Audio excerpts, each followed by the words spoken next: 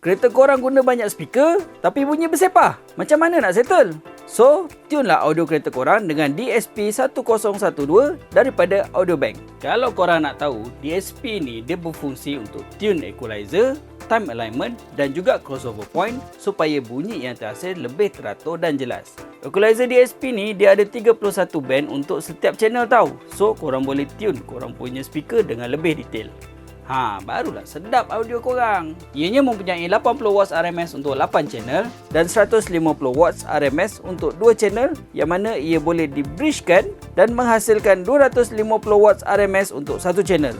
Cukup untuk powerkan semua speaker. Terdapat 10 channel high level input dan 10 channel high level output. Selain itu juga, ia mempunyai 4 channel RCA line input dan 12 channel RCA line output. DSP ni mempunyai USB input, Bluetooth 5.0 input dan juga optical input. Untuk USB, dia boleh support high-res audio. Kalau korang nak pasang DSP controller pun boleh, bagi memudahkan pencarian lagu ataupun audio preset.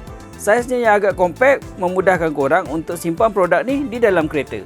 So, jom rasai kelainan audio dengan Audiobank DSP1012.